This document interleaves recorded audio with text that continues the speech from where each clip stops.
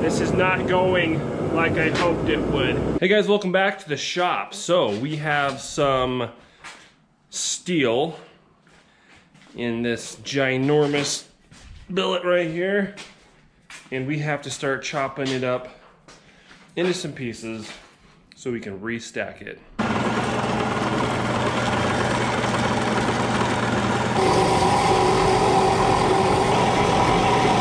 We got to keep an eye on that, make sure everything goes fine, but it looks good. I was slightly worried about that billet with the 52100, that high carbon content, 1%, and then the 1.5% chromium. Sometimes, well, if that was a thinner bar, like half that size or thinner, and we just let it cool down, I don't think it would be soft enough. But since it was such a thick bar and it held so much heat, I think it cooled down slow enough to be soft enough. I actually considered coming out here last night, thinking about it. I was gonna stick it in the kiln and do a process anneal on it, but then I came out and checked it with a hacksaw. It seemed good to go, so I think we're good. So, sad news in the hatchet handle department.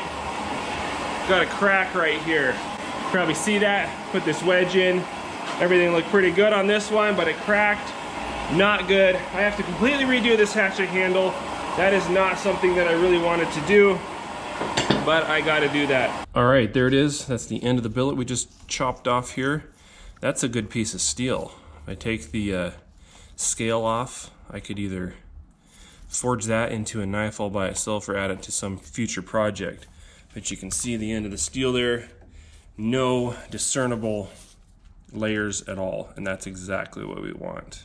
All right, I cut the least amount possible off of the ends, and we have, oh, exactly 13.5. That's perfect, I guess. So we need to make this into 3 pieces. So that's pretty cool, because according to my calculator, 4.5 inches is exactly 1/3 of 13.5. That's a great length, so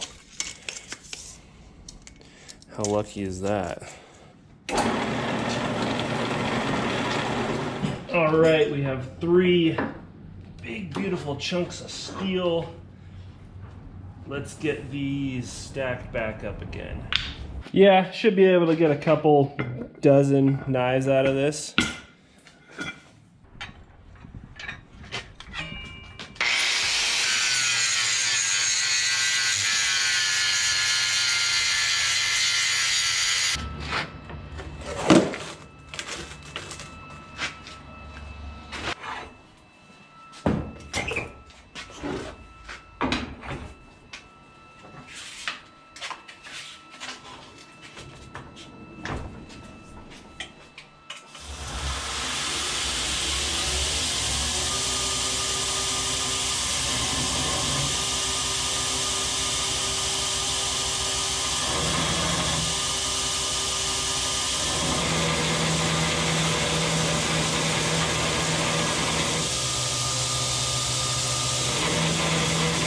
Okay, we have these all ground pretty flat, so we can stick them together and hold on.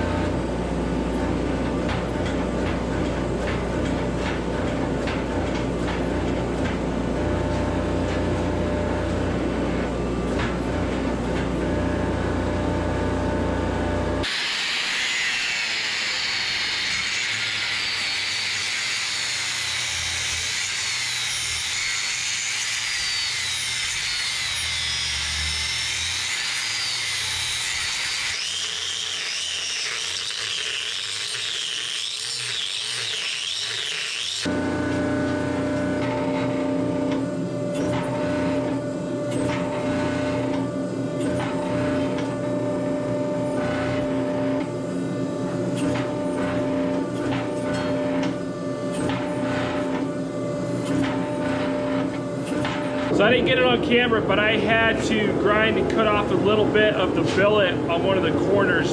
It was not welded all the way, not forge welded.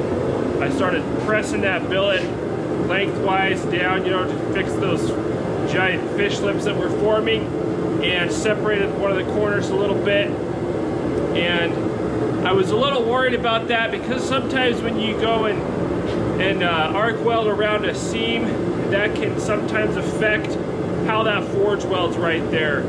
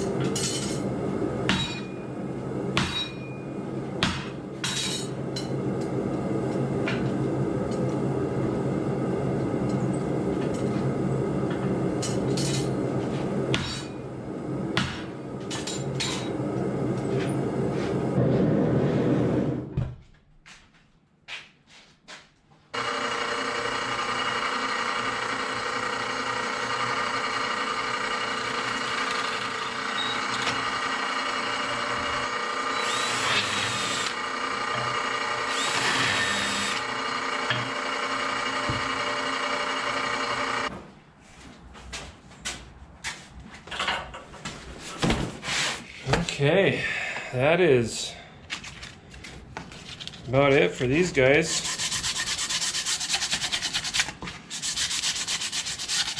Last thing to do on these is to soak them in boiled linseed oil. Hand forged in Texas, USA, at least for a little while longer.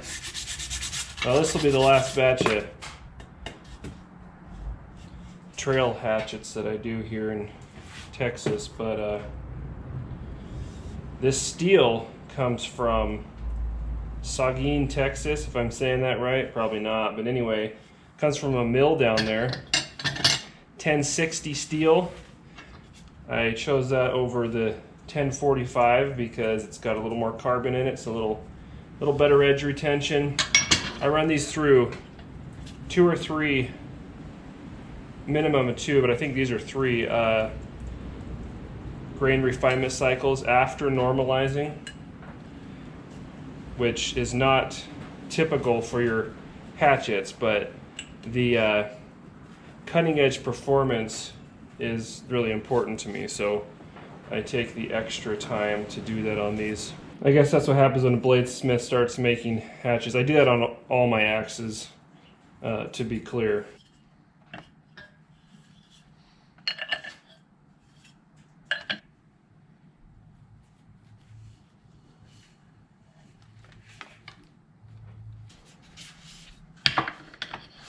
Once this linseed oil dries on the steel, it does provide a pretty decent little protection to the steel from rusting. All right, there it is. and I did round the poles on this batch. I think I'm gonna do that from now on. Well, let's go check on our billet here. It should be cooled down most of the way, and it's still, I can still feel the heat radiating from it. Can't talk, but let's go ahead and pull this out and let it cool down in the air so it'll cool a little bit faster.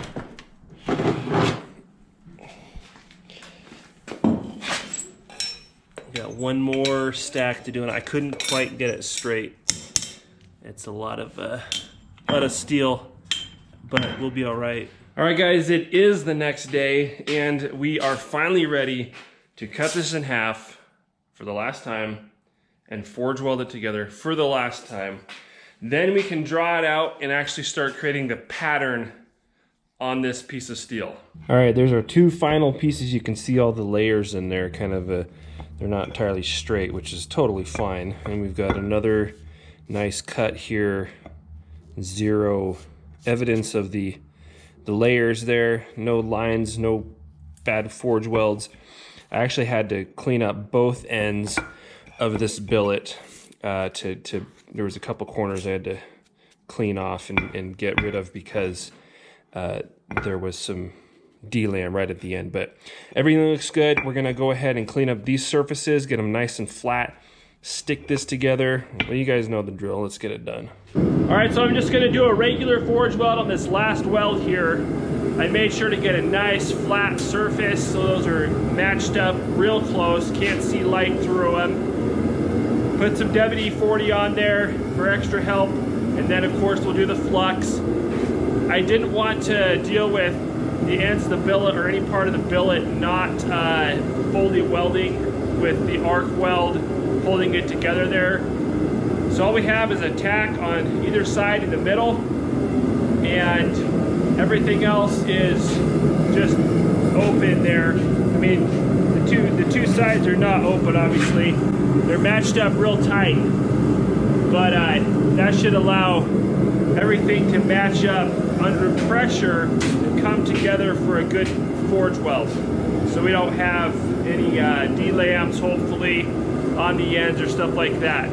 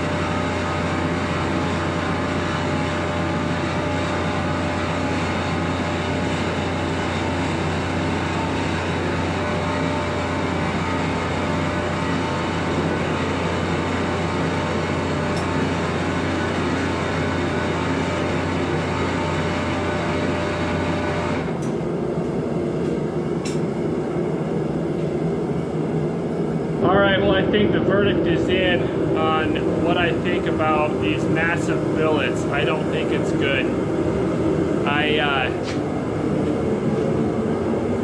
So you probably noticed in the last two forge welds that we did, those fish lips that were starting, and I'm trying to stay away from that, but now the problem I'm having is getting the ends forge welded up. That's not good. That's exactly what I was trying to avoid by not welding around there. And it's just something about this massive 2 pieces of steel. If you squish it, it's accentuated to where it wants to open up at the end. That's true with any billet, but the way it's just, there's such big chunks of steel, it seems like it's accentuated. So I got the end open up on there and left it open a little bit, got a bunch of flux in there, heat this back up. This is not going like I hoped it would. I guess in hindsight I should have welded around there. I've just never done a billet this massive before, with two pieces this massive before, and it's just I'm learning there's some aspects to it that I am not familiar with because I've never done a billet this massive before. Overall, I don't really like it. I don't think it was a good choice, so I guess that's experience. So we'll try to get this thing welded up here, hopefully, and save this whole billet here.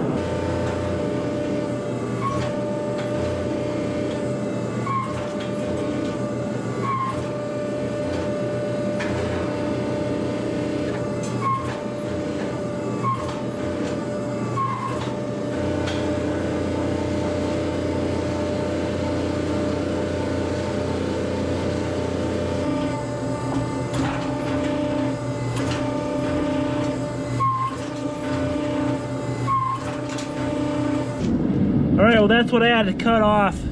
For whatever reason, that forge weld just did not take.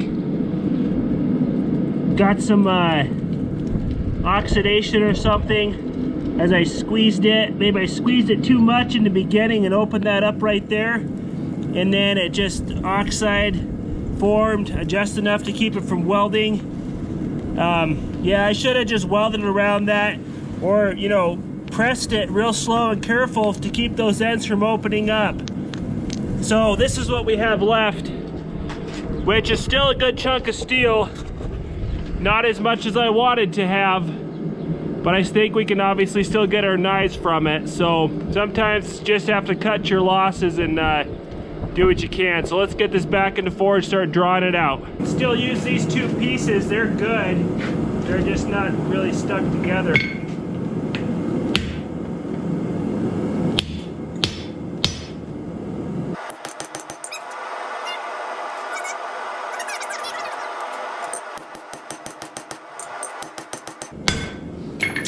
Now it's making me look like a dum-dum for cutting that off, but when you can see a line, and sometimes it'll be weeping flux a little bit, then that's no bueno. So you can see that line right there, it's starting to come apart.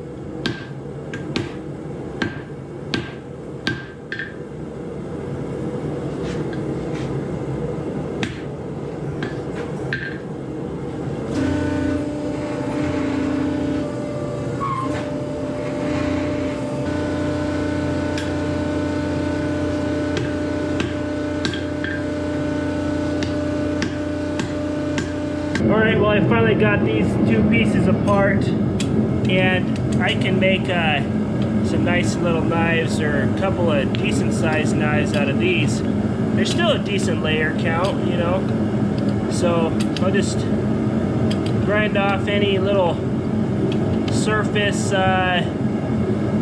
lines or anything like that, but they're good chunks of steel, so they're not a loss, so that's good.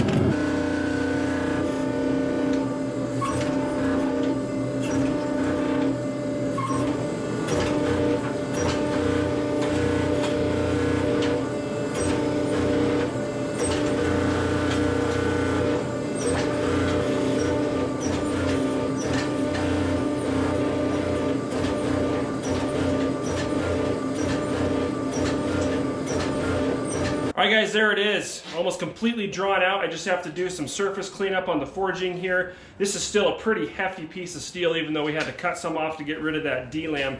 And in the next episode, we can actually start putting the pattern into this after working this hard to this point just to get up to our 200 layer count with a good solid piece of steel. So I'm looking forward to that.